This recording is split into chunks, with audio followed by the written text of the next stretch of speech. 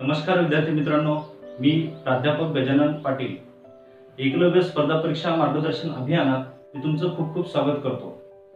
मित्रांनो, आपण लास्ट व्हिडिओमध्ये डिस्कस केलेला आहे की एमपीएससी मध्ये राज्यसेवा आणि पीएसआय एसटीआय एएसओ ह्या दोन्ही परीक्षांचा जो काही कॉमन सिलेबस आहे तो कॉमन सिलेबस आपण इथे डिस्कस करणार आहोत. त्यामध्ये मी तुम्हाला 6 विषय सांगितलेले होते. त्यापैकी एक पहिला विषय आज आपण सुरू करत आहोत की ज्या विषयाचं नाव आहे भारतीय राज्यघटना, भारतीय संविधान. हा विषय आजपासून आपण सुरू करूयात. मित्रांनो, भारतीय संविधान नेमकं काय आहे, एक 2 मिनिट आपण त्याबद्दल बोलूयात. भारतीय संविधान म्हणजे नेमकं काय? भारतीय संविधान हे एक अशा प्रकारचे एक लिखित डॉक्युमेंट आहे, एक रिटन डॉक्युमेंट आहे की ज्या डॉक्युमेंटच्या माध्यमातून भारताची पूर्ण प्रशासकीय चौकट निर्माण केली जाते. खरं पाहता एक देशाचं एक प्रशासकीय स्ट्रक्चर निर्माण करण्यासाठी प्रत्येकच देशामध्ये काही कायदे असतात. आपल्याही देशामध्ये असे बरेचसे कायदे आहेत, पण त्याही कायद्यामध्ये सर्वात प्राईम लेवलवर आणि सर्वात प्रमुख जो कायदा असतो तो कायदा म्हणजे देशाची घटना. घटना ही एक प्रकारचा कायदाच आहे, एक असे कायद्याचं लिखित रूप आहे की ज्यांनी संपूर्ण देशाची प्रशासकीय फ्रेम तयार केलेली आहे.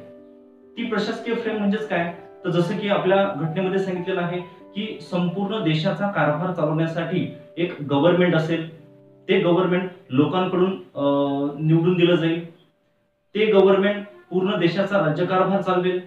तो राज्यकारभार चालवत असताना त्यांच्या मदतीसाठी ब्युरोक्रेट्स म्हणजे आपण म्हणू एक प्रशासन असेल, प्रशासकीय काही नोकऱ्या आहेत.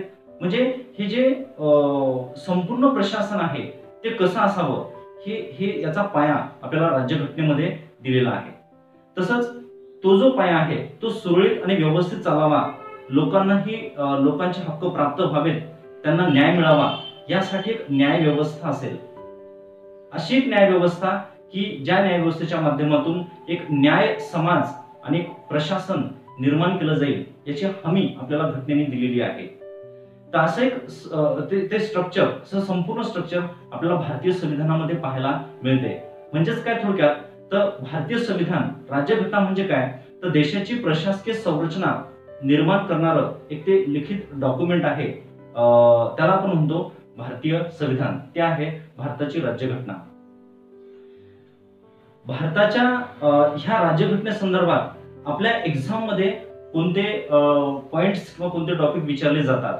जर आपण एमपीएससी आयोगाची जर तुम्ही साईट जर पाहिली असेल, त्यावरती जर आयोगाचा जर तुम्ही सिलेबस पाहिला राज्यसेवा आणि पीएसआय एसटीआय एएसओ ह्या दोन्ही परीक्षांसाठी, तर तो सिलेबस तुम्हाला सध्या स्क्रीनवर दिसत असेलच. हा सिलेबस आयोगाने दिलेला सिलेबस आहे. मित्रांनो, या सिलेबसचे सर्व टॉपिक आपण डिस्कस करत असताना क्रमानुसार आपल्याला कोणकोणते टॉपिक डिस्कस करायचे आहेत ते तुम्ही स्क्रीनवर पाहत असाल. म्हणजे आयोगाने दिलेला सिलेबस आणि त्या सिलेबसच्या अनुषंगाने आपण कोणते टॉपिक डिस्कस करणार आहोत आपल्या ह्या अभियानामध्ये, या लेक्चर्स मध्ये, तर ते तुम्हाला स्क्रीनवर दिसत असेल. त्यामध्ये जो फर्स्ट टॉपिक आहे तो फर्स्ट टॉपिक ज्याला आपण म्हटलं घटना निर्मिती. मित्रांनो, जे काही टॉपिक तुम्हाला स्क्रीनवर दिसत आहेत ते तुम्हाला तुमच्या नोट्स मध्ये लिहून घ्यायचे आहेत. तर आपण आज स्टार्ट करूया भारतीय संविधानाचा चॅप्टर फर्स्ट की ज्याचं नाव आहे घटना निर्मिती. घटना निर्मिती हा आपल्या राज्यघटनेचा पहिला टॉपिक. मित्रांनो, हा जो पहिला टॉपिक आहे, हा पहिला टॉपिक परीक्षेच्या अनुषंगाने डिस्कस करत असताना आपल्याला 4 मुद्दे डिस्कस करावे लागतात. फर्स्ट, पहिला मुद्दा आहे तो ऐतिहासिक पार्श्वभूमी. ऐतिहासिक पार्श्वभूमी याचा अर्थ असा की भारताची जी काही राज्यघटना 1949 ला निर्माण झालेली आहे त्या घटना निर्मितीला ऐतिहासिक कोणत्या अशा घटना आहेत की ज्या कारणीभूत ठरतात, त्या घटना आपल्याला पूर्ण पाहाव्या लागतात. कारण त्यावरती बऱ्याच वेळा प्रश्न येतात. मग ते प्रश्न आपण राज्यघटनेचे समजू अथवा इतिहासाचे समजू. कारण की ऐतिहासिक पार्श्वभूमी म्हटलं म्हणजे ब्रिटिश काळामध्ये आपल्याला जावं लागते आणि ब्रिटिश काळामध्ये जे काही ब्रिटिशकालीन कायदे होते ते ब्रिटिशकालीन कायदे म्हणजे भारताच्या राज्यघटनेची ऐतिहासिक पार्श्वभूमी आहे. दुसरा मुद्दा याच्यामध्ये येतो प्रत्यक्ष घटना निर्मिती. म्हणजे त्या ऐतिहासिक पार्श्वभूमीचा जो शेवट आहे की ज्या शेवटावर भारताची राज्यघटना निर्माण झाली ती म्हणजे साधारणतः 1946 ते 1949. मग ह्या 3-4 वर्षाच्या दरम्यान जी काही राज्यघटना निर्माण झाली ती पूर्ण प्रक्रिया म्हणजे त्याला आपण म्हणू शकतो किंवा प्रत्यक्ष घटना निर्मिती. त्यानंतर तिसरा एक मुद्दा याच्यामध्ये बनतो घटना निर्मितीचे टीकात्मक परीक्षण आणि मते. म्हणजे राज्यघटनेच्या निर्मितीवर बऱ्याचशा अभ्यासकांनी टीका केलेली आहे. काही वेळेस तर त्या अभ्यासकांची नावं आणि त्यांनी केलेली टीका यांच्यामध्ये जोड्या लावा किंवा काही वेळेस राज्यघटनेचं जे काही घटना निर्मितीची जी प्रक्रिया होती त्यावर त्या संदर्भात योग्य विधाने ओळखा आणि मग ते जे काही टीकात्मक परीक्षण आहे ते त्या विधानांमध्ये दिलं जाते. तर अशा स्वरूपाचं आपल्याला ते डिस्कशन करावं लागेल टीकात्मक परीक्षण आणि त्याबद्दलची जी मतं व्यक्त केलेली आहेत ती मते. त्यानंतर चौथा पॉइंट येतो मित्रांनो राज्यघटनेची वैशिष्ट्ये की घटना निर्माण झाली ती घटना कशा प्रकारची आहे त्याचं काय स्वरूप आहे त्याची काय वैशिष्ट्ये ती वैशिष्ट्ये आपल्याला इथे पाहावी लागतात. आणि जर समजा आपण 5वा मुद्दा आपल्या एक्झाम पॉइंट ऑफ व्ह्यू तयारी करत असताना जर घेतलाच तर ते म्हणजे घटना निर्मितीच्या ह्या पूर्ण टॉपिकवर येत असलेले प्रश्न की कोणते प्रश्न आपण अपेक्षित करू शकतो त्या प्रश्नांचा सराव. जसे इंट्रोडक्शन लेक्चर मध्ये मी तुम्हाला सांगितलं होतं की प्रत्येक टॉपिकचे आपल्याला प्रश्न पाहायचे तर त्या प्रश्नांचं डिस्कशन. तर असे जर 5 मुद्दे जर आपण अगदी व्यवस्थित जर डिस्कस केले तर आपल्या राज्यघटनेचा हा जो पहिला टॉपिक आहे हा पहिला टॉपिक अगदी क्लिअर होऊ शकतो. तर मित्रांनो आपण बघूयात घटना निर्मितीचा फर्स्ट जो पहिला मुद्दा आहे तो पहिला मुद्दा ऐतिहासिक पार्श्वभूमी. घटना निर्मिती या चॅप्टर मध्ये पहिला जो मुद्दा आहे आपला तो म्हणजे ऐतिहासिक पार्श्वभूमी. मित्रांनो राज्यघटना या सब्जेक्ट नुसार आपल्याला जी ऐतिहासिक पार्श्वभूमी पाहायची ती अगदी क्वचित आहे. फार त्याच्यावरती आपल्याला विचारलं म्हणजे फार डीप मध्ये विचारलं जाणार नाही. कारण की राज्यघटना निर्मितीची ऐतिहासिक पार्श्वभूमी जर आपल्याला पाहायचं झालं तर ते म्हणजे आपल्याला ब्रिटिशकालीन कायदे पाहावे लागतात. म्हणजे ब्रिटिशांनी भारतामध्ये जे कायदे केलेले आहेत ते कायदे म्हणजेच भारताच्या राज्यघटना निर्मितीची ऐतिहासिक पार्श्वभूमी आहे.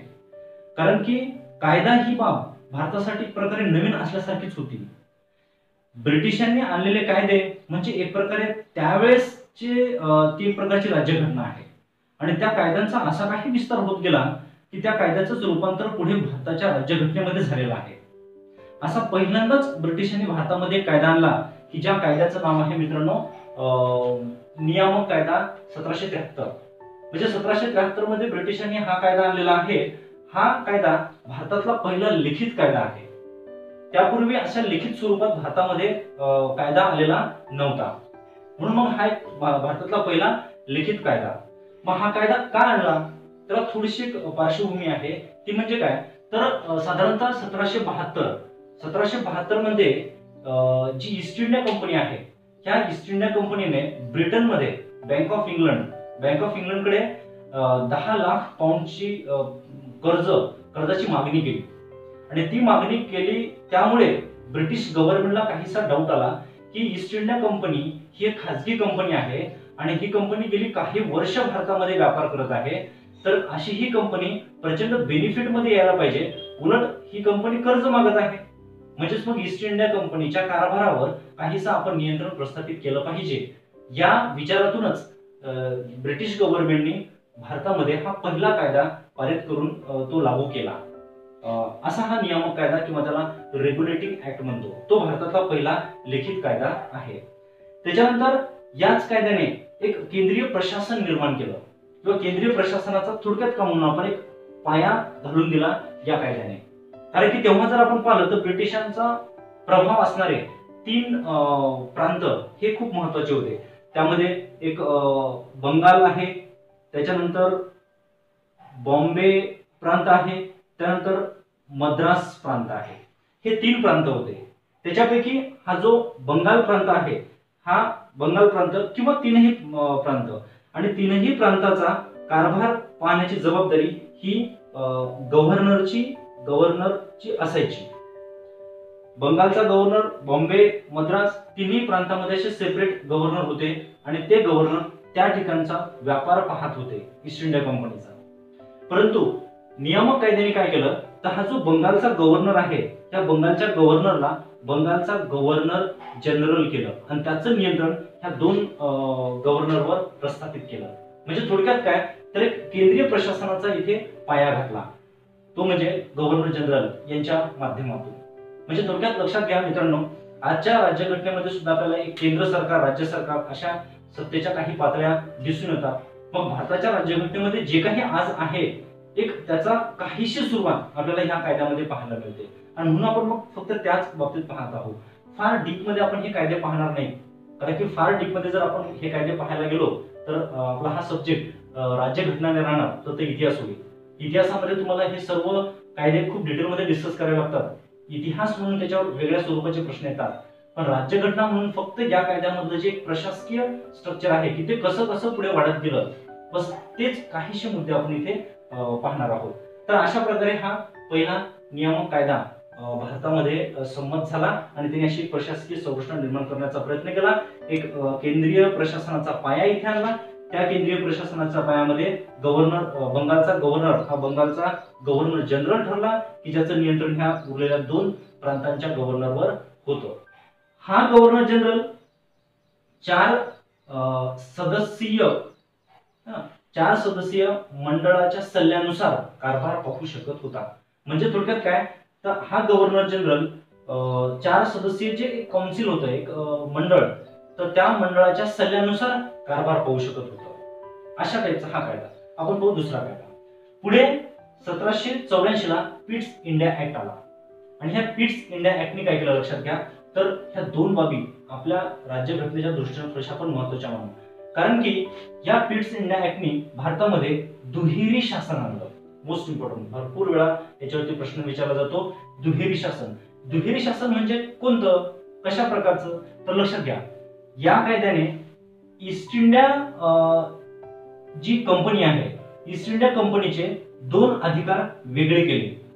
एक की ज्याला आपण म्हणू शकतो व्यापारी, ईस्ट इंडिया कंपनीचा व्यापारी अधिकार हा असा एक सेपरेट केला, आणि त्यानंतर राजकीय किंवा आपण त्याला प्रशासकीय असं म्हणू शकतो. राजकीय, प्रशासकीय हा आणि व्यापारी. मित्रांनो, व्यापारी अधिकार जो ईस्ट इंडिया कंपनीचा होता त्या अधिकारावर नियंत्रण प्रस्थापित करण्यासाठी या कायद्यानुसार एक त्याला आपण असं म्हणू शकतो किंवा संचालक मंडळ नियुक्त केलं. त्यालाच असं म्हटलं जाते बोर्ड ऑफ डायरेक्टर्स, ना, संचालक मंडळ, बोर्ड ऑफ डायरेक्टर्स. म्हणजे नेमकं काय, ईस्ट इंडिया कंपनी ही मुळात एक खाजगी कंपनी आहे. म्हणजेच असे बरेचसे इन्व्हेस्टर्स, गुंतवणूकदार एकत्रित आले आणि त्यांनी त्या कंपनीचे शेअर्स विकत घेतले आणि ईस्ट इंडिया कंपनी स्थापन केली. मग ते जे शेअर होल्डर होते, ते जे गुंतवणूकदार होते, त्यांच्यामधून काही सदस्य हे बोर्ड ऑफ डायरेक्टर्स मध्ये म्हणजे संचालक मंडळामध्ये नियुक्त केले. यांची संख्या होती 24. मग हे जे संचालक मंडळ आहे, हे संचालक मंडळ काय करायचं तर ईस्ट इंडिया कंपनीचा व्यापारविषयक जो अधिकार आहे किंवा ईस्ट इंडिया कंपनी भारतामध्ये जी व्यापार करायची त्या व्यापार करण्याच्या त्या प्रकारावर किंवा त्या पद्धतीवर नियंत्रण ठेवून असायची संचालक मंडळ. दुसरं, राजकीय अधिकार. ईस्ट इंडिया कंपनीला जे राजकीय अधिकार प्राप्त झाले होते, बघा बंगालमध्ये ब्रिटिशांची डायरेक्टली सत्ता प्रस्थापित झाली होती. म्हणजे प्लासीची लढाई आणि बक्सरची लढाई 1764. बक्सरची लढाई झाल्यानंतर ब्रिटिशांची प्रत्यक्ष सत्ता बंगालवर प्रस्थापित झाली होती आणि ती सत्ता ईस्ट इंडिया कंपनी पाहत होती. त्या सत्तेला आपण राजकीय आणि प्रशासकीय अधिकार असं म्हणतो. आणि मग हे जे राजकीय अधिकार आहेत तर ईस्ट इंडिया कंपनी आपले राजकीय अधिकार पाहत असताना त्या राजकीय अधिकारावर नियंत्रण प्रस्थापित करण्यासाठी पिट्स इंडिया ऍक्टच्या माध्यमातून भारतामध्ये एक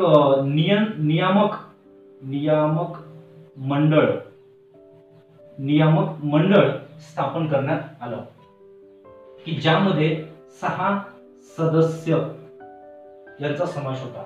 ब्रिटिश गव्हर्नमेंटच्या माध्यमातून या नियामक मंडळाची नियुक्ती केली जायची आणि ती नियुक्ती करून ते 6 जणांचं मंडळ काय करत असे तर ईस्ट इंडिया कंपनीच्या राजकीय अधिकारावर नियंत्रण ठेवत असे. अशा टाईपचा हा कायदा. पुढचा एक मुद्दा येतो पिट्स इंडिया ऍक्ट. मध्ये की जो आपल्याला एक्झाम पॉईंट ऑफ व्ह्यू थोडासा लक्षात घ्यायचा या टॉपिक संदर्भात, की ब्रिटिशांच्या ताब्यातील क्षेत्र म्हणून पहिल्यांदा भारताचा उच्चार करण्यात आला, की भारत हे ब्रिटिशांच्या ताब्यातील क्षेत्र आहे असं कायदेशीर दृष्ट्या ब्रिटिशांनी पहिल्यांदा या कायद्यामध्ये स्पष्ट केलं किंवा तसा त्यांनी तो उल्लेख केला.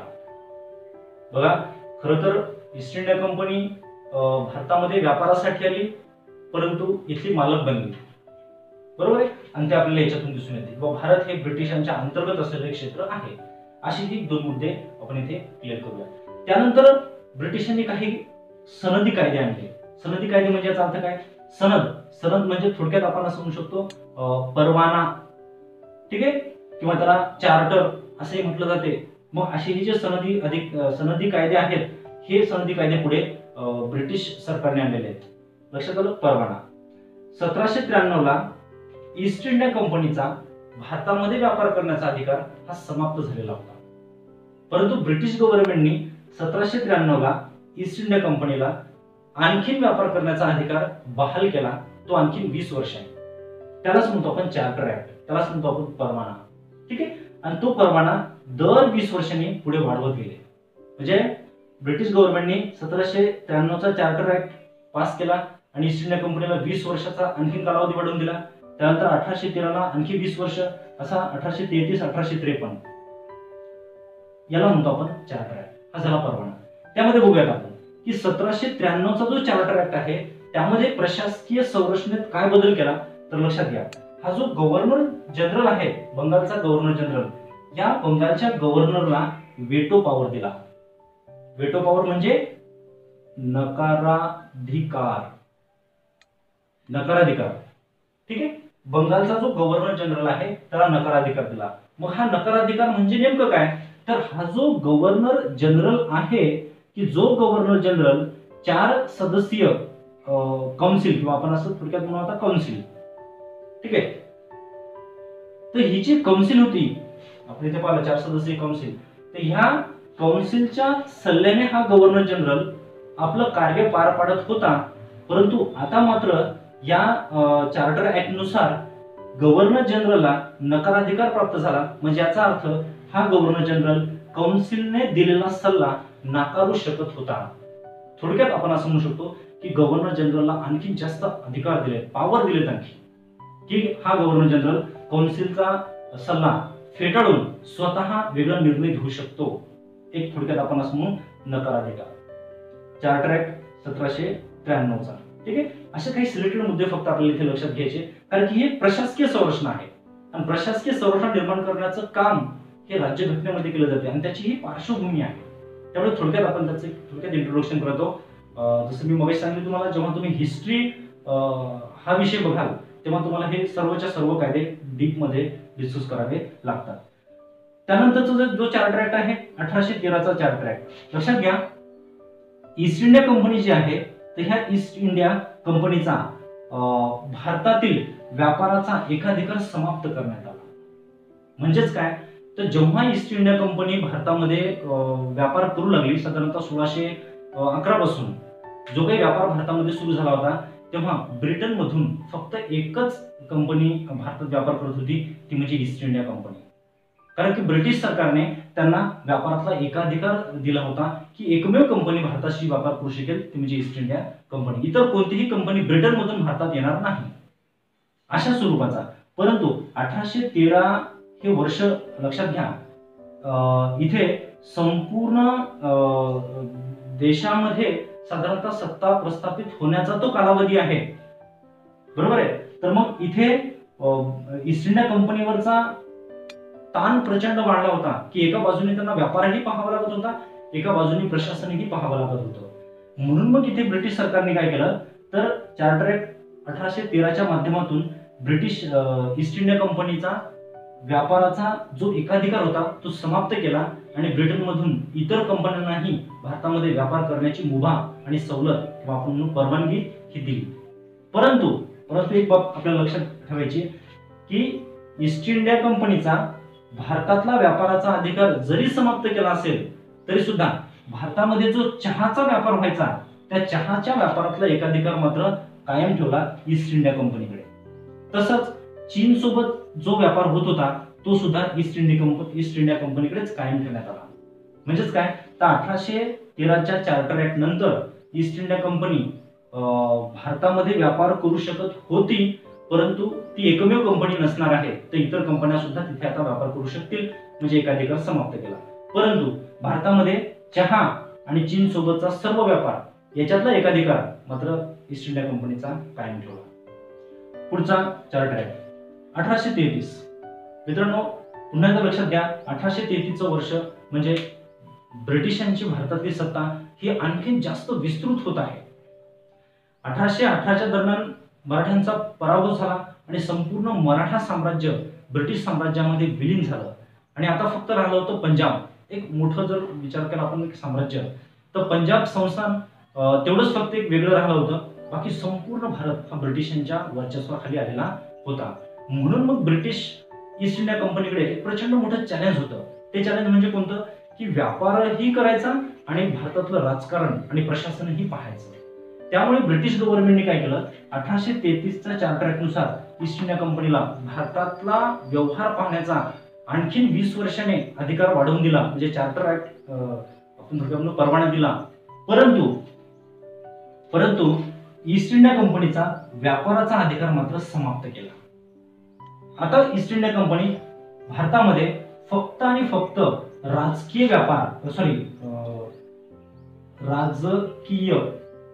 सत्ता पाहू शकत होती. ईस्ट इंडिया कंपनी 1833 नंतर काय करेल, फक्त भारताचं प्रशासन पाहिजे, व्यापार करणार नाही. व्यापाराचा अधिकार पूर्णपणे समाप्त केला. तसंच 1833च्या चार्टर ऍक्टने ईस्ट इंडिया कंपनीचा व्यापाराचा अधिकार समाप्त केला आणि चहाचा एकाधिकार, चीन सोबत होत असलेला व्यापारातला अधिकार हा पूर्णपणे समाप्त केला. आणि आता ईस्ट इंडिया कंपनी फक्त आणि फक्त राजकीय सत्ता पाहणारी एक कंपनी म्हणून उरली, म्हणजे थोडक्यात फक्त प्रशासन पाहिजे. एक दुसरी गोष्ट, हा जो बंगालचा गव्हर्नर होता, गव्हर्नर जनरल 1773च्या नियामक कायद्यानुसार जो बंगालचा गव्हर्नर जनरल बनलेला होता, त्याच बंगालच्या गव्हर्नर जनरलला आता भारताचा गव्हर्नर जनरल बनवलं.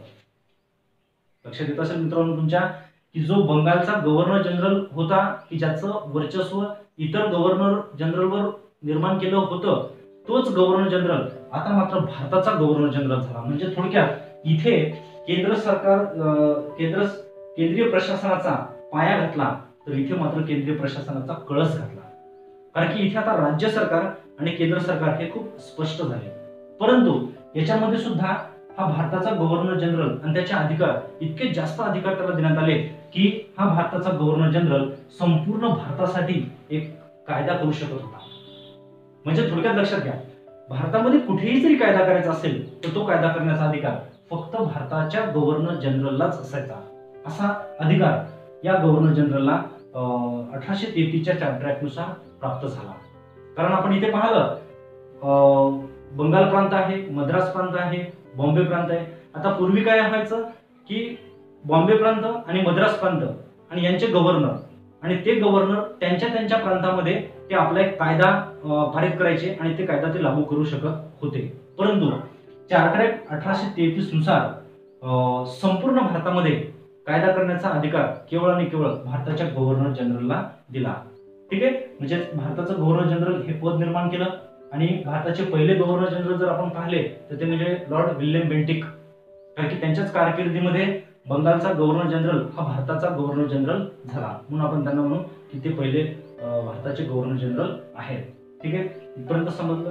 त्यानंतर पुढे 1853चा जो चार्टर ऍक्ट आहे तो फारसा महत्वाचा नाही, त्याच्या संदर्भात काही प्रश्न आपल्याला विचारले जाणार नाहीत. ठीक आहे, पुढे भारत सरकार कायदा 1858चा, त्याला आपण भारत सरकार कायदा असं म्हणू शकतो किंवा मग राणीचा जाहीरनामा.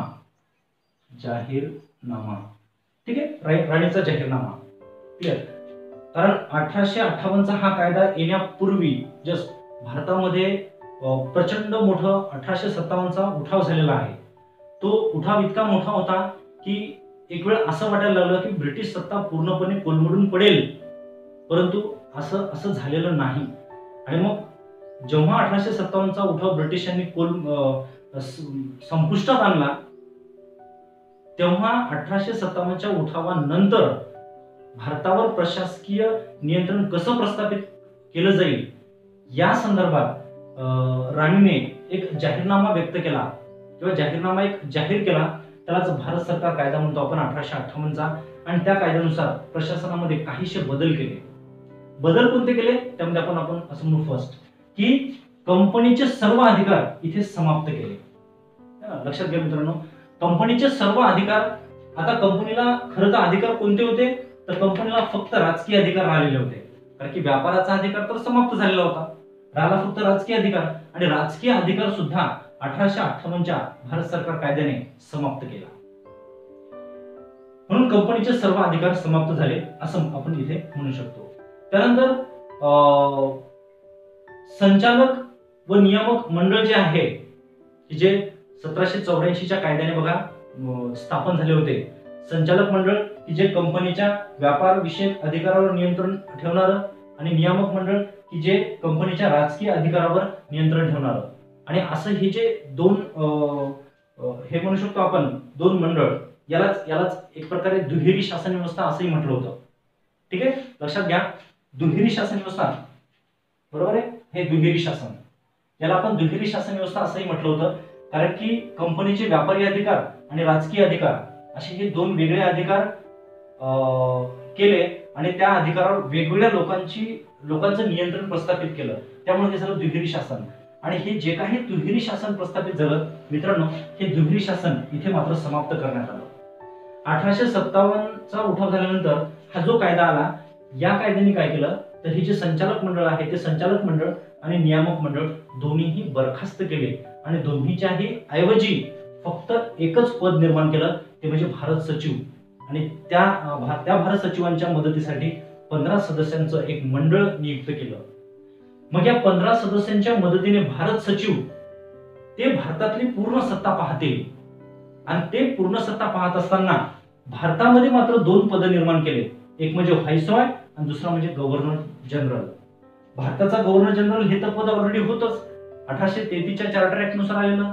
परंतु 1858च्या कायद्याने आणखी एक पद निर्माण केलं, त्याला आपण व्हाईसरॉय म्हणतो.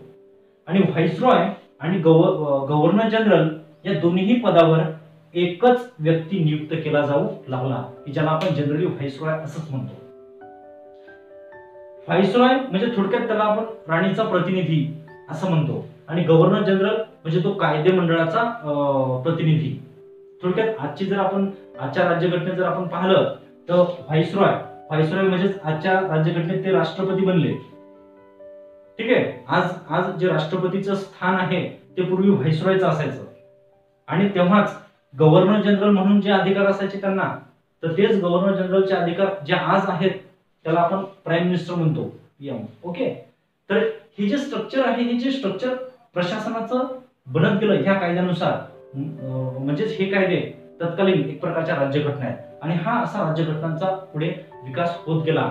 आणि ह्या कायद्याच्या फ्रेम मधून पुढे एक थोडीशी आणखी फ्रेम बदलत त्याचं रूपांतर भारताच्या संविधानामध्ये झालं. तर असे हे मित्रांनो काही कायदे आहेत. अपेक्षा करतो हे कायदे तुम्हाला समजले असतील. याची व्यवस्थित तुम्ही नोट्स तयार करून घ्या. आता आपण बघूया पुढचे राहिलेले कायदे 1858च्या नंतरचे जे काही कायदे आहेत ते कायदे आता आपण बघूया. घटना निर्मितीच्या प्रक्रियेतील हे काही कायदे बघा. याच्यामध्ये आपण जसं आताच बघितलं, शेवटचा जो कायदा बघितला होता आपण 1857चा उठाव झाल्यानंतर 1858चा राणीचा जाहीरनामा भारत सरकार कायदा, तो कायदा आला. त्याच्यानंतर आणखीन त्या कायद्यामध्येही काहीशे बदल पुढे होत गेले. पुढचा जर बदल पाहिला आपण तर पुढे काही एक सलग इंडिया काउन्सिल ऍक्ट आले. जसं आपण मागे काही चार्टर ऍक्ट पाहिले, तशीच एक इंडिया काउन्सिल ऍक्ट ही एक अशी सिरीज आली. लक्षात घ्या, 3 कायदे आहेत की ज्यांना आपण इंडिया काउन्सिल ऍक्ट असं म्हणतो. मग ह्या इंडिया काउन्सिल ऍक्ट मध्ये 1861चा जो कायदा आहे, या 1861च्या कायद्यामध्ये विकेंद्रीकरण स्वीकारलं. आता विकेंद्रीकरण स्वीकारलं म्हणजे नेमकं याच्यामध्ये काय झालं तर लक्षात घ्या, याच्या पूर्वी आपण एका कायद्यामध्ये असं पाहिलं होतं की म्हणजे आपण पाहिलं होतं ते 1833च्या चार्टर ऍक्ट मध्ये. 1833च्या चार्टर ऍक्ट मध्ये आपण पाहिलं होतं की जो बंगालचा गव्हर्नर आहे तो झाला होता भारताचा गव्हर्नर जनरल. सॉरी, बंगालचा गव्हर्नर जनरल. बंगालचा गव्हर्नर जनरल हा भारताचा गव्हर्नर जनरल झाला होता. तुम्हाला आठवत असेल भारताचा पहिला गव्हर्नर जनरल कोण हे आठवत असेल, लॉर्ड विल्यम बेंटिक. ठीक आहे. असं काहीतरी तरतूद केली होती 1833च्या चार्टर ऍक्ट मध्ये. आणि भारताच्या गव्हर्नर जनरलला संपूर्ण देशामध्ये कायदा करण्याचा अधिकार दिला होता. म्हणजे थोडक्यात इथे झालं होतं केंद्रीकरण. लक्षात घ्या, काही वेळेस तुम्हाला परीक्षेमध्ये प्रश्न येताना अशा टाईपचा अबक स्टेटमेंट मध्ये अशा टाईपचं एखादं स्टेटमेंट येते की स्टेटमेंट 1833च्या चार्टर ऍक्ट नुसार प्रशासकीय अधिकाराचं केंद्रीकरण करण्यात आलं, तर विधान बरोबर आहे. इथे केंद्रीकरण का, तर भारताच्या गव्हर्नर जनरल कडेच कायदे करण्याचा अधिकार दिला आणि प्रांतांच्या गव्हर्नरला कायदा करण्याचा अधिकार दिला नाही, तो अधिकार त्यांचा काढून घेतला.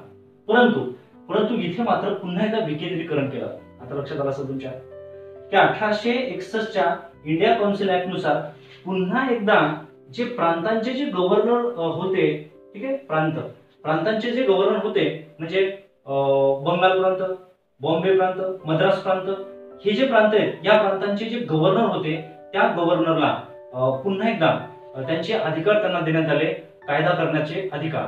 ठीक आहे. आणि हे जे बंगाल प्रांत, पंजाब प्रांत आणि वायव्य सरहद्द प्रांत यांची पुन्हा एकदा तिथे स्थापना करण्यात आली. म्हणजे बंगाल प्रांत आहे साधारणतः 1862, पंजाब प्रांत 1897 आणि वायव्य सरहद्द प्रांत हे 1866 मध्ये ह्या प्रांतांची पुन्हा एकदा स्थापना करण्यात आली. ती ह्या 1861च्या कायद्यानुसार. या कायद्यामध्ये तशा तरतुदी दिलेल्या होत्या. म्हणजे थोडक्यात ते प्रशासकीय स्ट्रक्चर आणखी आपलं पुढे वाढत चाललं. ठीक आहे. त्यानंतर 1892चा जर कायदा आपण पाहिला तर 1892च्या कायद्यामध्ये पहिल्यांदा मर्यादित स्वरूपात का होईना निवडणुका स्वीकारल्या. म्हणजे जे कायदेमंडळ असायचं, तत्कालीन जे कायदेमंडळ होतं त्या कायदेमंडळाच्या सदस्यांना निवडून दिलं जाईल अशा मर्यादित निवडणुका इथे स्वीकारण्यात आल्या. आणि कायदेमंडळामध्ये भारतीयांना सुद्धा आता सदस्यत्व मिळायला लागलं. जसे की भारताचा गव्हर्नर जनरल आणि त्यांचे काउन्सिल म्हणजेच पुढे मंत्रिमंडळ म्हणतो आपण त्यालाच आपण पुढे कार्यकारी मंडळ म्हणतो. म्हणजे गव्हर्नर जनरल आणि त्यांचं काउन्सिल, थोडक्यात आपण आता इथे व्हाईसरॉय म्हणू, व्हाईसरॉय आणि त्यांचं कार्यकारी मंडळ, हे जे काही एक मंत्रिमंडळ होतं ते मंत्रिमंडळ आणि कायदेमंडळ. तर ह्या कायदेमंडळामध्ये भारतीयांना आता स्थान मिळू लागलं. आणि त्यांची निवड कशी केली जाईल तर या कायद्यामध्ये म्हटलं त्याच्यासाठी निवडणुका घेतल्या जाव्या. म्हणजे पहिल्यांदा निवडणुकीचं तत्व हे इथे आलेलं आहे.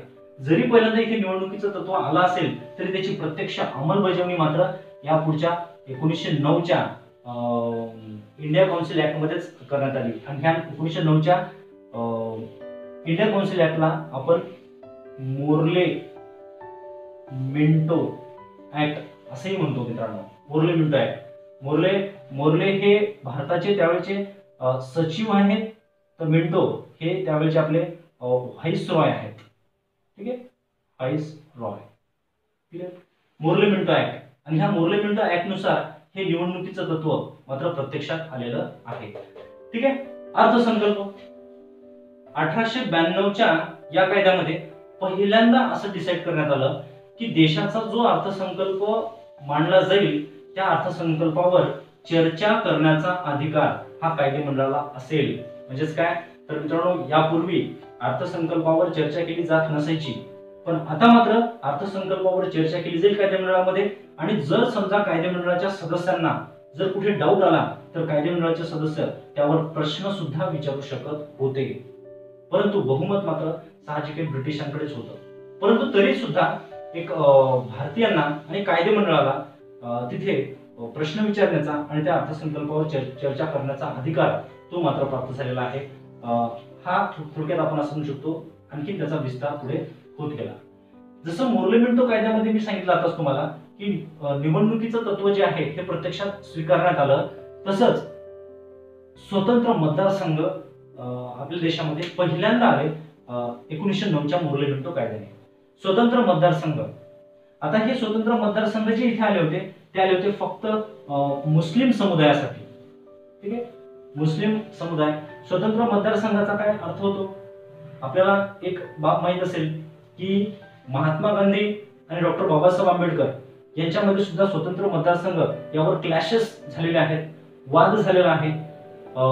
अनुसूचित जातीच्या सदस्यांना स्वतंत्र मतदारसंघ दिले जाऊ नयेत असं यासाठी महात्मा गांधीजींनी उपोषण केलं होतं. तर गोलमेज परिषदांमध्ये डॉक्टर बाबासाहेब आंबेडकर यांनी अनुसूचित जातींना स्वतंत्र मतदारसंघ दिले जावेत यासाठी त्यांनी तशी मागणी केली होती गोलमेज परिषदामध्ये, आणि त्यानुसार स्वतंत्र मतदारसंघ मिळाले सुद्धा होते. परंतु ते अनुसूचित जातींना दिले जाऊ नयेत यासाठी महात्मा गांधीजींनी एक आंदोलन केलं होतं, उपोषण केलं होतं पुण्याला एरोडा ह्या कारागृहामध्ये. ते तुम्ही इतिहासात पाहू शकता किंवा थोडासा रेफरन्स पुढे येईलच. ठीक आहे, तर मग स्वतंत्र मतदारसंघ म्हणजे काय? तर मित्रांनो, स्वतंत्र मतदारसंघाचा अर्थ असा होतो की एखादा मतदारसंघ म्हणजे आज आपण पाहतो एक कॉन्स्टिट्युन्सी की जिथून एक खासदार निवडून दिला जातो किंवा एखादा आमदार निवडून दिला जातो, तर तो जो मतदारसंघ आहे तो विशिष्ट जाती समूहासाठी राखीव केला जातो. याचा अर्थ काय की विशिष्ट एखाद्या मतदारसंघामध्ये विशिष्ट एखाद्या जाती समूहाचाच व्यक्ती निवडणुकीसाठी उभा राहू शकतो आणि त्याच जातीतील लोक किंवा त्याच समूहातील लोक तिथे मतदार म्हणून मतदान करतील. इतर समूहाला तिथे निवडणुकीत उभं राहण्यासाठीही चान्स नसतो आणि मतदान करण्यासाठी सुद्धा चान्स नसतो. अशा टाईपचा स्वतंत्र मतदारसंघ. आणि असे स्वतंत्र मतदारसंघ मुस्लिम समूहासाठी ब्रिटिशांनी 1909च्या मोर्ले मिंटो कायद्यामध्ये दिले. थोडक्यात आपण जसं म्हणतो डिवाइड अँड रूल, फोडा आणि राज्य करा, तसं मुस्लिम समुदायाला इतर समुदायापासून इथे असं तोडण्यात आलं. ठीक आहे, तर असे काही बदल आपल्या प्रशासकीय संरचनेमध्ये ब्रिटिश कायद्याने निर्माण करण्यात आले आणि ते म्हणजे तत्कालीन ती राज्यघटनाच आहे. आजच्याही राज्यघटनेमध्ये आरक्षणाचं तरतूद आहेच, हे त्यावेळेचं ते आरक्षण होतं. ठीक आहे, पुढे पाहू आपण की भारत सरकार कायदा 1919चा. हा 1919चा जो भारत सरकार कायदा आहे या कायद्याला सुद्धा एक वेगळं नाव आहे. त्याला आपण मॉन्टेग्यू चेम्सफोर्ड ऍक्ट. ठीक आहे, मॉन्टेग्यू चेम्सफोर्ड ऍक्ट असं म्हणतो बघा. भारत सरकार कायदा 1919. या कायद्यानुसार काय स्वीकारण्यात आलं, मोस्ट इम्पॉर्टंट याच्यावरती आणि ते बऱ्याच वेळा प्रश्न विचारले जातात आणि ते सुद्धा मित्रांनो पुन्हा एकदा मी सांगतो तुम्हाला की हे कायदे आपण इतिहास म्हणून पाहत नाही, तर भारताची राज्यघटना बनत असताना त्याचा जो एक पाया बनत गेला तो फक्त पाया आपण इथे डिस्कस करत आहोत. इतिहास म्हणून जेव्हा तुम्हाला हे कायदे डिस्कस करायचे असतात तेव्हा तुम्हाला याच्याही पेक्षा जास्त डीप मध्ये जाऊन डिस्कस करावे लागतात. तर इथे आपण फक्त आपल्या ह्या टॉपिक पुरतं मर्यादित काहीसं डिस्कशन पाहतो. भारत सरकार कायदा 1919चा. इथे प्रांतांना स्वायत्तता देण्यात आली. ठीक आहे, प्रांतांना स्वायत्तता म्हणजे काय? प्रांत तर तुम्हाला ऑलरेडी माहितच आहे की बंगाल प्रांत आहे, पंजाब प्रांत आहे, वायव्य सरहद्द प्रांत आहे, बॉम्बे प्रांत आहे, ठीक आहे ना, सिंध प्रांत आहे. म्हणजे असे जे काही वेगवेगळे प्रांत होते, साधारणतः भारतामध्ये त्यावेळेस 11 प्रांत निर्माण झालेले होते. तर ते जे प्रांत आहे त्या प्रांतांना काही प्रमाणात स्वायत्तता देण्यात आली आणि ती स्वायत्तता देण्यासाठी केंद्रीय विषय वेगळे केले आणि प्रांतांचे विषय वेगळे केले. प्रांतांना स्वायत्तता म्हणजे याचा अर्थ काय? तर जे प्रांत आहेत त्या प्रांतांना त्यांना अधिकार दिले आणि त्या अधिकारावर केंद्र सरकारचं आपण थोडक्यात असं म्हणतो केंद्र सरकारचं वर्चस्व असणार नाही. केंद्र सरकारच्या वर्चस्वापासून ते मुक्त असावेत किंवा मुक्तता त्यांना देणे म्हणजे त्याला म्हणतो आपण स्वायत्तता. ती स्वायत्तता पहिल्यांदा देण्यात आली भारत सरकार कायदा 1919 नुसार. आणि मी आता सांगितलं तुम्हाला की ती स्वायत्तता देण्यासाठी केंद्र सरकारचे जे अधिकार आहेत ते वेगळे करण्यात आले, त्याला आपण केंद्रीय विषय म्हणतो. आणि प्रांतांचे जे अधिकार आहेत त्यांना वेगळं करण्यात आलं, त्यांना प्रांतीय विषय असं म्हणतो आपण, किंवा प्रांतांचे विषय. आणि हे जे प्रांतांचे विषय आहेत म्हणजे घटक राज्यांचे विषय, त्याच्यामध्ये मात्र द्विदल शासन व्यवस्था स्थापन करण्यात आली. ती द्विदल शासन व्यवस्था म्हणजे कशी, तर मित्रांनो लक्षात घ्या, मोस्ट इम्पॉर्टंट आहे. आपण हा मुद्दा दुसऱ्यांदा डिस्कस करत आहोत दुहेरी शासनाचा. याच्या आधी पण आपण दुहेरी शासन डिस्कस केलं. या कायद्याच्या आधीचे जे कायदे आपण पाहिले त्यामध्ये आपण 1784 चा एक पिट्स इंडिया ऍक्ट पाहिला की ज्या पिट्स इंडिया ऍक्ट नुसार ईस्ट इंडिया कंपनीच्या राजकीय अधिकारावर नियंत्रण ठेवण्यासाठी नियामक मंडळ आणि व्यापार विषयक अधिकारावर नियंत्रण ठेवण्यासाठी संचालक मंडळ अशी दोन मंडळ स्थापन केली होती. त्याला दुहेरी शासन म्हटलं होतं. पण ते दुहेरी शासन पुढे 1858च्या कायद्याने समाप्त झालं. एक तशाच प्रकारचं दुहेरी शासन इथे सुद्धा सुरू झालं, पण ते मात्र आता प्रांतांमध्ये, की जे काही 11 प्रांत होते त्या प्रत्येक प्रांतांना स्वायत्तता दिली, त्यांना त्यांचे अधिकार दिले, पण त्या अधिकाराचे 2 भाग केले. ठीक आहे, त्यालाच दुहेरी शासन व्यवस्था म्हणतो आपण, द्विदल शासन व्यवस्था म्हणतो आपण. या प्रांतांच्या विषयाचे अधिकाराचे 2 भाग कसे केले तर लक्षात घ्या. या विषयापैकी म्हणजे या अधिकारांपैकी काही अधिकार त्याला म्हटलं राखीव. ठीक आहे, राखीव अधिकार, आणि काहीला म्हटलं सोपीव. एक्झॅक्टली, राखीव आणि सोपीव असे 2 अधिकार केले. पुढे समजून घ्या. आता ऍक्च्युअल मध्ये काय होते मित्रांनो, की हे आहे प्रांत, आणि या प्रांताचं सरकार कोण पाहते, प्रांताचं सरकार पाहते गव्हर्नर प्लस त्याचं जे काउन्सिल असेल, थोडक्यात आपण मंत्रिमंडळ.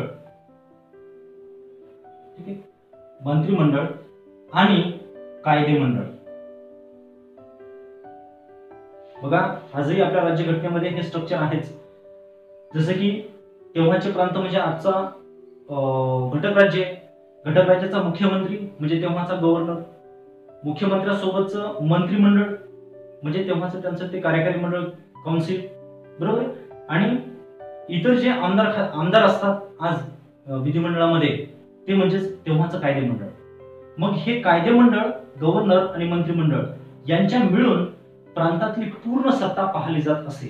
म्हणजेच प्रांतांना जे अधिकार होते त्या अधिकारांचा उपभोग हे यांच्या माध्यमातून केला जात असे, किंवा त्या अधिकाराची अंमलबजावणी यांच्या माध्यमातून केली जात असे. आता लक्षात घ्या दुहेरी शासन व्यवस्था कशी चालत असे. हे जे विषय आहेत तर या विषयापैकी जे विषय राखीव होते, याचा अर्थ काय, जे विषय राखीव होते त्या विषयांची किंवा त्या अधिकाराची अंमलबजावणी करत असताना ती अंमलबजावणी गव्हर्नर आणि मंत्रिमंडळ हे कायदे मंडळाच्या सल्ल्याशिवाय करू शकत होते. म्हणजे प्रांतांना जेवढेही अधिकार होते त्याच्यातले राखीव अधिकार असे होते की त्याचा उपयोग करत असताना गव्हर्नर आणि मंत्रिमंडळ हे कायदे मंडळाला उत्तरदायी असणार नाही. म्हणजे आज जर आपण पाहिलं की मुख्यमंत्री आणि त्यांचं मंत्रिमंडळ कोणतंही जरी कार्य करत असतील तरी ते कायदे मंडळाला, विधिमंडळाला जबाबदार असतात, उत्तरदायी असतात. परंतु इथे असं केलंय की हे जे राखीव अधिकार आहेत तर राखीव अधिकार गव्हर्नर आणि मंत्रिमंडळ जेव्हा वापरतील तेव्हा ते कायदे मंडळाला उत्तर देण्यास बाधिल असणार नाहीत असे ते अधिकार. आणि जे काही सोपीव अधिकार आहेत त्या सोपीव अधिकाराचा अर्थ असा होतो की या अधिकाराची अंमलबजावणी जेव्हा गव्हर्नर आणि मंत्रिमंडळ करतील तेव्हा मात्र ते कायदे मंडळाला उत्तरदायी असतील. म्हणजे थोडक्यात काय, तर राज्यांना जे अधिकार प्राप्त झाले प्रांतांना त्याच्यामध्ये काही अधिकार असे होते की ते तिघा मिळून पाहत होते आणि काही अधिकार असे होते की ते फक्त ह्या दोघांच्या हाती होते. याला म्हणतो आपण द्विदल शासन व्यवस्था, दुहेरी शासन व्यवस्था. समजले. नेक्स्ट, केंद्र सरकारमध्ये इथे द्विसदनी कायदे मंडळ म्हणजे बघा भारतामध्ये पहिल्यांदा असं घडलं की भारत सरकार कायदा 1919 नुसार केंद्र सरकारमध्ये द्विसदनी कायदेमंडळ स्वीकारण्यात आलं. म्हणजे कायदेमंडळाचे 2 सदनं निर्माण केली. जसे की आज आपल्या इथे द्विसदनीच कायदेमंडळ आहे, लोकसभा आणि राज्यसभा. तशाच प्रकारचं द्विसदनी कायदेमंडळ हे केंद्रामध्ये स्वीकारलं 1919च्या कायद्याने, आणि ते आपल्याला तसंच्या तसं आपल्या राज्यघटनेमध्ये पाहायला मिळते. म्हणून हे जे कायदे हे कायदे आपल्या घटना निर्मितीच्या प्रक्रियेमध्ये एक ऐतिहासिक पार्श्वभूमी म्हणून ती उपयुक्त ठरतात. ठीक आहे. पुढे स्वतंत्र मतदारसंघ जे आहेत की जे स्वतंत्र मतदारसंघ 1909च्या कायद्यानुसार आलेले आहेत त्याच्यामध्ये आणखी वृद्धी करण्यात आली. ती वृद्धी म्हणजे कशी? जसे की भारतामध्ये जे शीख होते इथे फक्त मुस्लिम समुदायासाठी स्वतंत्र मतदारसंघ होते. 1919च्या कायद्याने आता ते शीखांना सुद्धा दिलेले आहेत. शीख, त्यानंतर भारतीय ख्रिश्चन, त्यानंतर अँग्लो इंडियन, त्यानंतर युरोपियन. म्हणजे लक्षात घ्या, स्वतंत्र मतदारसंघ हे जे एक प्रकारचं आरक्षण आहे, कायदेमंडळाचं आरक्षण, तर ते कायदेमंडळाचं आरक्षण शीख, भारतीय ख्रिश्चन आणि अँग्लो इंडियन आणि युरोपियन यांना सुद्धा देण्यात आलेलं आहे. काही मतदारसंघ त्यांच्यासाठी सुद्धा राखीव ठेवण्यात आलेले आहेत. मित्रांनो, पुढे पाहूया आपण शेवटचा भारत सरकार कायदा 1935. ठीक आहे. या कायद्यावरही बरेचसे प्रश्न येतात, पण आपण एक प्रशासकीय थोडक्यात काहीच मुद्दे फक्त पाहत आहोत. इतिहासामध्ये खरोखर तुम्हाला हा कायदा खूप डिटेलमध्ये डिस्कस करावा लागतो. बऱ्याचदा तर असंही म्हटलं जाते, एक टीकात्मक परीक्षण जेव्हा आपण पुढे करू त्यामध्ये असंही म्हटलं जाते की भारताची राज्यघटना ही फक्त 1935च्या कायद्याची कॉपी पेस्ट आहे. म्हणजे इतका प्रचंड मोठा हा कायदा होता. थोडक्यात ती भारताची राज्यघटनाच होती. ठीक आहे. तर या राज्यघटनेमधले महत्त्वाचे मुद्दे काय होते? तर इथे केंद्रात द्विदल शासन व्यवस्था स्वीकारण्यात आली. बघा, द्विदल शासन व्यवस्था पुन्हा एकदा तिसऱ्यांदा आपल्या समोर येत आहे. द्विदल शासन व्यवस्था, इथे आपण द्विदल शासन व्यवस्था पाहिली. ठीक आहे. पण ती द्विदल शासन व्यवस्था कुठे होती? तर प्रांतांमध्ये द्विदल शासन व्यवस्था ती कशा प्रकारे ते आपण पूर्ण डिस्कस केलेले. सेम अशीच द्विदल शासन व्यवस्था केंद्रात सुद्धा लागू केली. ही जी प्रांतातली द्विदल शासन व्यवस्था होती ही समाप्त केली. कधी? 1935च्या कायद्याने. 1935च्या कायद्याने प्रांतातली द्विदल शासन व्यवस्था समाप्त केली. म्हणजे सर्वच्या सर्वच प्रांताचे विषय आणि अधिकार हे कायदेमंडळाच्या सल्ल्याने आणि कायदेमंडळामध्ये डिस्कस करूनच ते गव्हर्नर आणि मंत्रिमंडळाला पार करा म्हणजे उपभोगावे लागतील. अशा प्रकारे हे प्रांतामधली जी द्विदल शासन व्यवस्था आहे ती समाप्त केली. परंतु केंद्रामध्ये मात्र द्विदल शासन व्यवस्था लागू केली. जसं की हे जे केंद्रीय विषय आहेत म्हणजे केंद्र सरकारला जे अधिकार प्राप्त झालेले आहेत, या केंद्र सरकारच्या अधिकारामध्ये सुद्धा इथे दोन अधिकार म्हणजे अधिकाराची विभागणी केली. इथे सुद्धा राखीव आणि सोपीव असे विषय केले. जो भारताचा व्हाईसरॉय आहे, राखीव विषय आणि सोपीव विषय. राखीव विषयाचा अर्थ काय होतो की जो भारताचा व्हाईसरॉय आहे तो असे काही अधिकाराची अंमलबजावणी करेल की त्याला त्या अधिकाराची अंमलबजावणी करण्यासाठी कायदेमंडळाचा सल्ला घेण्याची आवश्यकता नसेल किंवा तो कायदेमंडळाला त्यासाठी जबाबदार नसेल. आणि सोपीव विषय हे असे असणार आहेत की व्हाईसरॉय ज्या अधिकाराची अंमलबजावणी करेल त्यासाठी तो कायदेमंडळाला उत्तरदायी असेल, केंद्रीय कायदेमंडळाला. असे हे दोन त्याच्या बाबी किंवा दोन भाग केलेले आहेत. त्यालाच आपण केंद्रात द्विदल शासन व्यवस्था असं आपण म्हणतो. हे झालं 1935च्या कायद्यानुसार. त्यानंतर भारतामध्ये वेगवेगळ्या विषय सूच्या जसे की संघसूची, प्रांतसूची, समवर्ती सूची. संघसूचीमध्ये 59 विषय होते, प्रांतसूचीमध्ये 54 विषय आणि समवर्ती सूचीमध्ये 36 विषय होते. म्हणजे याचा अर्थ काय? तर लक्षात घ्या, भारताच्या राज्यघटनेत आजही आपण ह्या 3 प्रकारच्या विषय सूच्या स्वीकारलेल्या आहेत. ही सूची म्हणजे काय? तर केंद्र सरकार आणि राज्य सरकार म्हणजे प्रांत यांना देण्यात येणारे अधिकार. संघसूची म्हणजे केंद्राचे अधिकार आणि या संघसूचीचे असे राखीव विषय आणि सोपी विषय असं विभाजन केलं आणि द्विदल शासन व्यवस्था निर्माण केली. प्रांतांना जे अधिकार होते त्याला प्रांत सूची म्हटलं आणि ते 54 अधिकार.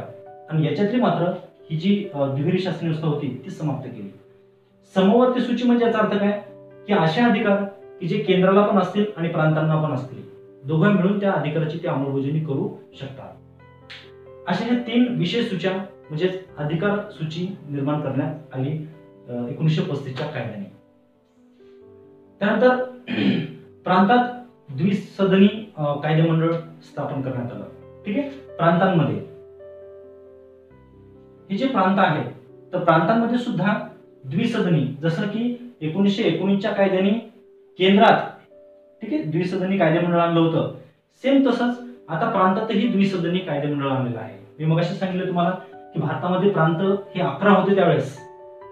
ठीक आहे. आणि ह्या 11 प्रांतांपैकी किमान 5 प्रांतांनी द्विसदनी कायदेमंडळ हे स्वीकारलेलं होतं.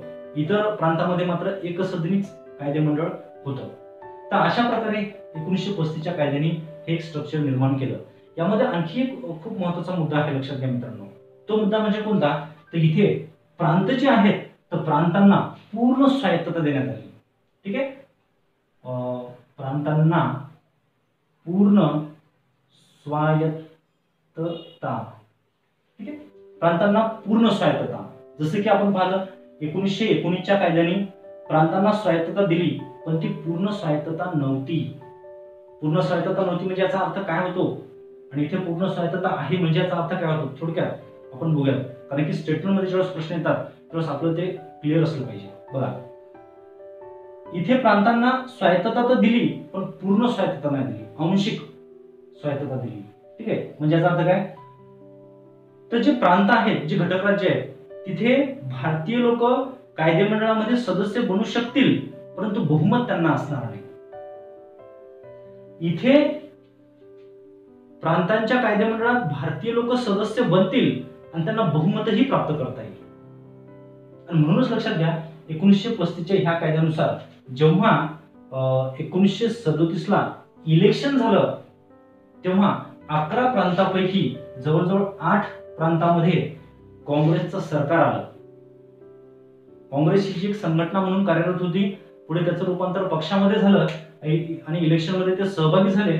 आणि या 11 प्रांतापैकी 8 प्रांतामध्ये काँग्रेसचं सरकार आलं आणि राहिलेले जे 3 प्रांत आहेत या 3 प्रांतांमध्ये स्पष्ट बहुमत मिळालं नव्हतं. तिथे आघाडी सरकार स्थापन करण्यात आलं.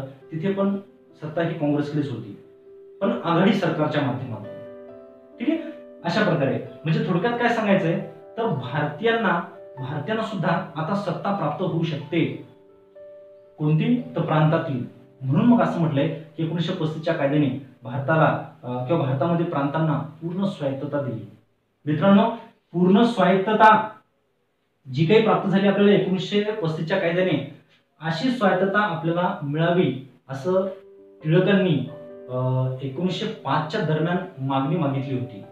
त्यांचं डिमांड होतं की भारताला म्हणजे स्वायत्तता मिळाली पाहिजे. ऍक्च्युअल मध्ये त्यांनी सुरुवातीला जी डिमांड केली होती त्याला आपण स्वराज्य म्हणतो, आणि त्या स्वराज्यामध्ये संपूर्ण स्वराज्य असा त्यांचा त्यामध्ये उद्देश होता, हेतू होता.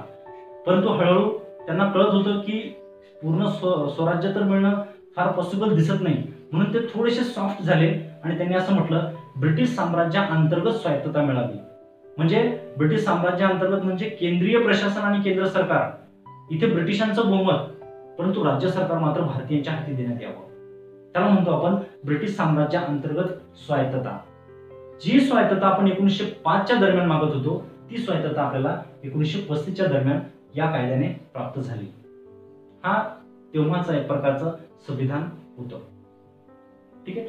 परंतु जरी आपल्याला पूर्ण स्वायत्तता मिळाली होती तरी आता मात्र आपली मागणी वाढली होती आणि ती म्हणजे आता संपूर्ण स्वराज्य. ठीक आहे. आणि ते जे काही संपूर्ण स्वराज्य आहे तर त्याकडे आपण थोडंसं आता वाटचाल करूयात. 1935च्या नंतर 1935चा हा कायदा, ज्या कायद्याने भारतासाठी एक राज्यघटना दिलेली आहे, हा कायदा काय फार भारतीयांना मान्य होता असा नाही. भारतीयांना हा कायदा मुळीच मान्य नव्हता. महात्मा गांधी, पंडित जवाहरलाल नेहरू आणि इतर सर्व जे काही स्वातंत्र्य मिळवून देण्यासाठी तत्पर असणारे जे नेते होते यापैकी कोणालाही हा कायदा मंजूर नव्हता. परंतु पर्याय नसल्यामुळे आपण तो काहीसा स्वीकारला आणि त्या विरुद्ध आंदोलन आपले सुरूच ठेवले की जेणेकरून ब्रिटिशांनी भारतासाठी भारतीयांच्या माध्यमातून निर्माण केलेली एक स्वतंत्र राज्यघटना असेल त्यासाठीची चळवळ ऑलरेडी सुरू झालेली होती. मित्रांनो, घटना निर्मितीच्या प्रक्रियेमध्ये एक थोडासा आणखी एक मुद्दा आपल्याला इथे लक्षात घ्यावा लागतो बघा, तो म्हणजे काय, तर 1919चा जो कायदा आला, 1919चा कायदा म्हणजे तत्कालीन एक प्रकारची ती राज्यघटना आहे. 1919चा हा कायदा ते 1935चा कायदा, या दरम्यान प्रचंड मोठी डिबेट आहे घटना निर्मितीच्या बाबतीत. ती डिबेट म्हणजे काय, तर महात्मा गांधी असेल किंवा जे काही स्वातंत्र्य सेनानी होते त्यांना भारतासाठी एक स्वतंत्र राज्यघटना निर्माण केली जावी अशी त्यांना अपेक्षा होती, तशी त्यांची डिमांड होती आणि त्यासाठीच हा कायदा आणलेला होता. ब्रिटिशांच्या मते हा कायदा म्हणजे भारतासाठी एक राज्यघटना आहे, परंतु हा कायदा महात्मा गांधींसह इतर सर्वच नेत्यांना कोणालाही मान्य नव्हता.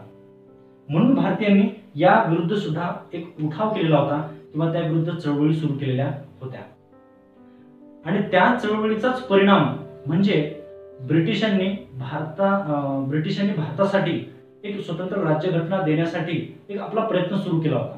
त्यासाठी साधारणतः त्यांनी 1927च्या दरम्यान सायमन कमिशन भारतामध्ये आणलेलं होतं. हे सायमन कमिशन म्हणजे याचा अर्थ की इथे काही ब्रिटिश अधिकारी लोक होते की जे भारतामध्ये आले आणि भारतामध्ये येऊन त्यांनी भारताची पूर्ण पाहणी केली, भारतातील वेगवेगळ्या पुढाऱ्यांशी त्यांनी चर्चा केली आणि ते चर्चा करू लागले की भारतासाठी कशा स्वरूपाचं संविधान असावं, बरोबर आहे. परंतु ह्या सायमन कमिशनला भारतामध्ये प्रचंड विरोध झाला. तो विरोध यासाठी की भारतीय पुढाऱ्यांचं मत असं होतं की हे सायमन कमिशन भारतासाठी राज्यघटना निर्माण करण्यासाठी भारतात आलं, परंतु या सायमन कमिशनमध्ये भारताचा प्रतिनिधी नाही. म्हणून मग भारतीयांनी या सायमन कमिशनचा पूर्ण विरोध केला. परिणामी ब्रिटिश सरकारने भारताला आवाहन केलं की भारतीयांनी स्वतःहून राज्यघटना तयार करावी, आम्ही त्याला संमती देऊ. आणि ते चॅलेंज स्वीकारलं भारतीय पुढाऱ्यांनी आणि एक समिती स्थापन केली, एक सर्व पक्षीय समिती. त्यामध्ये मग मुस्लिम लीग असेल, राष्ट्रसभा म्हणजे काँग्रेस असेल, त्यानंतरची जी काही हिंदू महासभा असेल ती असेल, या सर्व स्तरातील लोकांनी एकत्रित येऊन एक समिती स्थापन केली आणि ती समिती मोतीलाल नेहरू यांच्या अध्यक्षतेखाली स्थापन केली. आणि त्या समितीने साधारणतः 1928ला भारतासाठी राज्यघटना कशी असावी त्या संदर्भातला एक रिपोर्ट जाहीर केला. त्यालाच आपण नेहरू रिपोर्ट असं म्हणतो. थोडक्यात एवढंच लक्षात घ्यायचे की नेहरू रिपोर्ट वगैरे ह्या बाबी. नेहरू रिपोर्ट काय आहे आणि राज्यघटना निर्मितीच्या प्रक्रियेमध्ये कधीतरी हा एक टप्पा आलेला होता, Nehru report. Nehru report British गव्हर्नमेंटने मान्य केला नाही आणि भारताची घटना कशी असावी यावर चर्चा करण्यासाठी ब्रिटनमध्ये त्यांनी गोलमेज परिषदा बोलवल्या. ठीक आहे. साधारणतः 1930, 31 आणि 32 अशा 3 वर्ष प्रत्येक वर्षी एक गोलमेज परिषद झालेली आहे. ती गोलमेज परिषद झाली ब्रिटनमध्ये. ती गोलमेज परिषद म्हणजे काय, तर त्या चर्चेच्या फेऱ्या आहेत की भारतासाठी राज्यघटना कशी असावी, त्यासाठीच्या झालेल्या ह्या फेऱ्या आहेत. पण यापैकी कोणत्याही फेरीला काँग्रेसकडून कोणीच तिथे हजर राहिलेलं नाही. काँग्रेसचा प्रतिनिधी तिथे नसल्यामुळे या गोलमेज परिषदांना फारसं महत्व उरलं नव्हतं. परंतु भारतामधून दलितांचं नेतृत्व करणारे जे डॉक्टर बाबासाहेब आंबेडकर होते ते मात्र ह्या गोलमेज परिषदांना हजर होते आणि ते या गोलमेज परिषदेला हजर होते आणि त्यांनी तिथे खूप डिमांड केलं की अनुसूचित जमातींसाठी, दलितांसाठी कायदेमंडळामध्ये स्वतंत्र मतदारसंघ असावेत आणि ते मतदारसंघ ब्रिटिशांनी दिले. तशा स्वरूपाचा एक जातीय निवाडा, ठीक आहे, आपण त्याला जातीय निवाडा असं म्हणतो. त्यावेळेस British prime minister Ramsay McDonald यांनी जातीय निवाडा जाहीर केला. जातीय निवाडा जाहीर करून अनुसूचित जाती, शेड्यूल कास्ट, SC अनुसूचित जातींसाठी स्वतंत्र मतदारसंघ दिले. परंतु असे स्वतंत्र मतदारसंघ SC समुदायाला दिले जाऊ नयेत असं आंदोलन, मगाशीच मी बोललो तुम्हाला की महात्मा गांधींनी पुण्याला येरवाड्याच्या कारागृहामध्ये ते असताना त्यांनी ते तिथे तसं उपोषण केलं आणि शेवटी डॉक्टर बाबासाहेब आंबेडकरांना काही पावलं मागे यावं लागलं आणि स्वतंत्र मतदारसंघ ही मागणी बरखास्त करण्यात आली आणि स्वतंत्र मतदारसंघाऐवजी काही राखीव जागा देण्यात आल्या, की दलितांना काही राखीव जागा म्हणजे एक टाईपचं आरक्षण, पण त्या राखीव जागा आणि स्वतंत्र मतदारसंघ याच्यामध्ये डिफरन्स काय आहे? स्वतंत्र मतदारसंघ म्हणजे काय आपण पाहिलं की ज्यामध्ये त्याच समुदायाचा व्यक्ती इलेक्शनला उभा राहतो आणि त्याच समुदायातील लोक मतदान करतात. पण राखीव जागा म्हणजे याचा अर्थ असा असतो की त्याच समुदायाचा व्यक्ती इलेक्शनला उभा राहतो, परंतु मतदान कोणीही करू शकते, म्हणजे सर्वच लोक मतदान करू शकतात. निवडणुकीसाठी उभा मात्र त्या एकाच समुदायाचा व्यक्ती राहू शकतो. त्या प्रकारचं ते म्हणजे राखीव जागा, की ज्या आजही आपल्या इथे आपल्या राज्यघटनेमध्ये पाहायला मिळतात. मग हे जे काही आलेलं आहे, हे सर्व इतिहासामध्ये जे काही घडलं ते म्हणजे भारताच्या घटना निर्मितीच्या प्रक्रियेमध्ये ती एक ऐतिहासिक पार्श्वभूमी आहे की जे ह्या कायद्याच्या स्वरूपात आपल्याला पाहायला मिळते. मग पुढे सायमन कमिशन, नेहरू रिपोर्ट, गोलमेज परिषदा या सर्वांचा विचार करून ब्रिटिश गव्हर्नमेंटनी एक कायदा तयार केला आणि तो कायदा 1935 ला लागू केला, ज्याला आपण भारत सरकार कायदा म्हणतो. हा कायदा म्हणजे ब्रिटिशांच्या मते ती भारतासाठी दिलेली एक राज्यघटना आहे, परंतु आपल्याला तीही मान्य नव्हती. पुढे 1935 च्या नंतर ब्रिटिश विरोधी आंदोलनं सुरूच राहतात आणि त्या आंदोलनाची परिणती म्हणजे आपल्या देशाला मिळालेलं स्वातंत्र्य आणि भारतासाठी निर्माण झालेली एक राज्यघटना.